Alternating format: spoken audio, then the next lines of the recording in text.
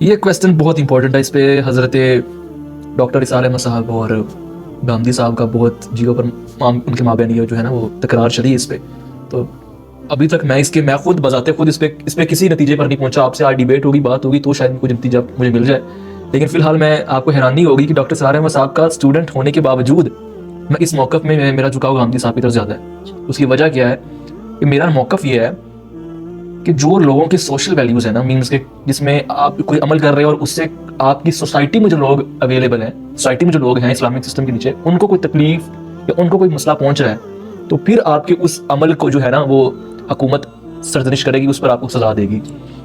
لیکن آپ کوئی ایسا عمل کرتے ہیں، فار ایگزامپل آپ اپنی ذات کے بارے میں جھوٹ بول دیتے ہیں کسی دوست کو، یار کہ میں جو ہے نا بڑا لینڈ لارڈ ہوں، لیکن آپ نہ ہوں، رائٹ. اس کے علاوہ آپ نماز نہ پڑھتے ہو، نماز آپ کا نجی معاملہ ہے، جو بھی نجی عبادات ہیں.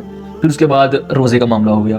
جو میں زکوٰۃ کا مانتا ہوں وہ تو ایک اسلامک سسٹم کا حصہ ہے نا، اکانومی کا معاملہ، اس میں تو ہوگی پکڑ دکڑ جو بھی حکومت کرے گی. لیکن یہ نماز کا معاملہ ہو گیا. پھر جتنی بھی نجی عبادات، آپ سمجھ گئے ہوں گے بات میری، جتنی بھی نجی عبادات ہیں ان کو اگر ایک مسلم نہیں پریکٹس کر رہا اسلامک سسٹم میں اور نہیں اس کو مسلسل چھوڑ رہا ہے، تو اس پر جو ہماری اسلامک سسٹم ہوگا یا اس کی جو حکومت ہوگی وہ کیا اس بندے کے پر پکڑ کرے گی یا اس بندے کو کہے گی کہ آپ کیوں نماز چھوڑ رہے ہیں، آپ کیوں، جو بھی وہ حضرت جو ہے اپنے امام ابو حنیفہ وہ تو کہتے ہیں کہ جیلوں میں ڈال دو، یا ایک تو کہتے ہیں کہ قتل کی سزا دے دو. تو مختلف ائمہ کرام کے بھی اس میں جو ہے نا وہ موقف ہے. تو آپ اس کے بارے میں کیا موقف پیش کریں گے کہ کیا ہونا چاہیے اور اسلام کس کو سپورٹ کرتا ہے کہ یہ ہونا چاہیے موقف؟ اور اگر کوئی آپ فار ایگزامپل آپ کہتے ہیں کہ نماز اگر کسی نے چھوڑی تو اس کو سزا ملے گی، اگر آپ کا یہ موقف ہے تو آپ کو پھر خلافت راشدہ، جو کہ آئیڈیل خلافت راشدہ ہے، ہم یہی ٹرم یوز کریں گے، آئیڈیل خلافت راشدہ، ہماری آڈینس اوپر چل گیا، جو آئیڈیل خلافت راشدہ ہے اس میں سے آپ کو کوئی مثال بھی دینی پڑے گی. فلاں بندے نے نماز نہیں پڑھ دی، حضرت عمر نے، حضرت ابو بکر نے، یا حضرت علی نے، کسی بھی جو بھی خلافت راشدہ کے خلیفہ تھے، انہوں نے یا رسول خدا نے جو ہے وہ سزا دی. جی دیکھیں، آپ کو اس بات کا پتہ ہے نا کہ آئیڈیل سٹیٹ اللہ کے رسول صلی اللہ علیہ وسلم نے قائم کر دی تھی. اس بات کو آپ مانتے ہیں، لبرلز بھی یہ بات مانتے ہیں، اور یہاں تک کہ ڈاکٹر مائیکل ہارٹ نے جو کتاب لکھی ہے دی ہنڈریڈس، اس میں سے ٹاپ آف دا لسٹ اللہ کے رسول صلی اللہ علیہ وسلم کا نام ہے، اور باقاعدہ ان شخصیات میں سب سے ٹاپ پہ ان کو رکھا ہے.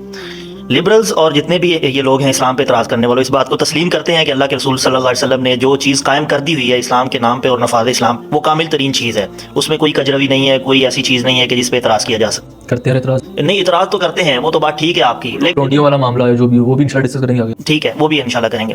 اعتراض سے مراد یہ ہے کہ جو میجورٹی ہے نا وہ اعتراض نہیں کرتی لبرلز کی، جن کا کام ہی یہ ہے، جو کہہ لیں کہ اسلام پر اعتراض اس وجہ سے کرتے ہیں کہ اس کو نیچ دکھایا جائے، تو وہ تو پھر پیک پہ جا کے بھی کرتے ہیں نا، نیچے سے شروع ہوتے ہیں اوپر تک وہ جاتے ہیں.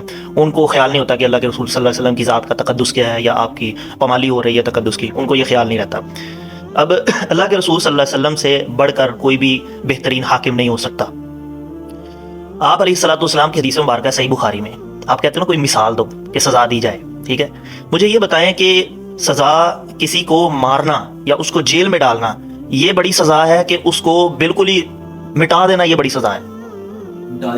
اس کو مار دینا، جان سے مار دینا، ہاں جی، اس کو جان سے مار دینا یہ بڑی سزا ہے. جان سے مار دینا بڑی سزا ہے کہ آپ اس کی زندگی چھین رہے ہیں. ٹھیک ہے، نبی صلی اللہ علیہ وسلم کی حدیث مبارکہ صحیح بخاری کی، آپ نے فرمایا کہ میرا جی چاہتا ہے کہ جو لوگ نماز ادا نہیں کرتے مسجد میں آ کے باجماعت، میرا جی چاہتا ہے کہ میں ان کو ان کے گھروں کو جا کے آگ لگا دوں. ٹھیک ہے، اور میں اپنے مصلی پر کسی اور کو کھڑا کروں جو لوگ نماز نہیں ادا کرتے. اب یہ ایک وعید ہے ان لوگوں کے لیے جو میں آپ کو بتا رہا ہوں، عمل نہیں ہے، بے شک بلا شبہ عمل نہیں ہے. لیکن نبی پاک صلی اللہ علیہ وسلم نے کیا فرمایا؟ آپ نے فرمایا اگر ان گھروں میں بچے اور عورتیں نہ ہوتی تو میں ایسا کام کر دیتا. کیا مطلب ہے اس کا؟ کہ ایک سربراہ گھر کا وہ نماز ادا نہیں کر رہا، اس کے نماز ادا نہ کرنے کی وجہ سے اس کا بیٹا آٹومیٹیکلی بے نماز ہے، اس کی گھر کی عورت آٹومیٹیکلی بے نماز ہے، اس کی ماں، اس کا والد سارے بے نماز ہیں. اب جب وہ بے نماز ہیں تو ان کی طرف دیکھ کر آپ کو پتا ہے، جیسے عام مثال ہے خربوزے کو دیکھ کے رنگ پکڑتا ہے. ٹھیک ہے، تو یہ جو ہے نا یہ روحانیت جب ایک گھر سے ختم ہوگی نا تو کرتے کرتے وہ جو ناسور ہے نا وہ پھیلتا جائے گا. یہ آپ کو لا آف اٹریکشن کا پتہ ہے. ٹھیک ہے، لا آف اٹریکشن اپلائی ہو جاتا ہے ہمسایوں پہ، اور ہمسایوں کے بعد پھر پھیلتا جائے گا.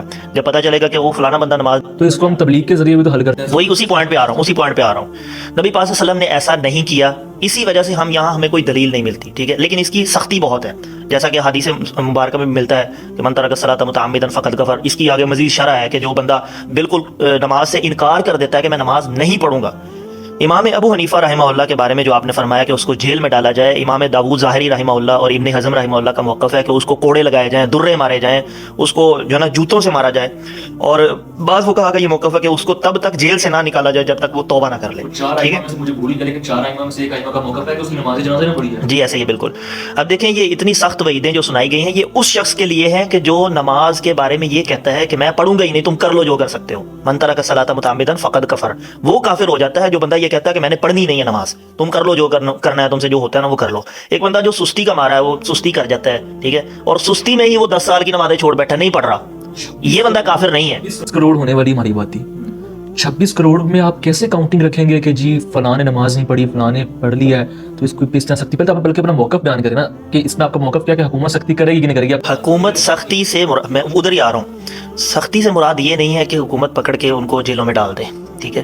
اگر تو کوئی شخص برملا اعلان کرتا ہے نا، وہ کہتا ہے کہ نماز اسلام کا حصہ ہے ہی نہیں، میں پڑھتا ہی نہیں، جاؤ کر لو جو کرنا ہے، حصہ ہی نہیں ہے وہ، یہ ہاں. یہ فطرہ لگتا ہے. کہنے کا مطلب یہ ہے کہ وہ اسلام میں سے نماز کو نکال رہا ہے اور کہتا ہے میں انکار کرتا ہوں نماز کا، میں نہیں پڑھوں گا، ٹھیک ہے.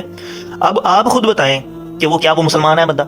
وہ مسلمان تو ایک تو مسلمان بھی نہیں ہے، اور دوسرا وہ تو مرزا غلام احمد قادیانی کی طرح ایک فطرہ ہے. کیونکہ جس طرح مرزا غلام احمد قادیانی نے کہا کہ نبوت ختم نہیں، اس نے کہا جہاد ختم ہو گیا نا، اس نے یہ بھی کہا، اس نے کہا کہ جہاد بالکل اسلام سے ہے ہی نہیں، خارج ہو چکا ہے، ختم ہو چکا ہے. اور آج ہم اس بندے کو اگر چھوڑ دیں گے اس کے نظریات پہ اور لوگ اور کتنے لوگوں کو وہ بے نماز کرے گا. بس یہی بات ہے. اس بندے کے بارے میں امام ابو حنیفہ رحمہ اللہ فرماتے ہیں کہ اس کو اٹھا کے جیل میں ڈالا جائے گا.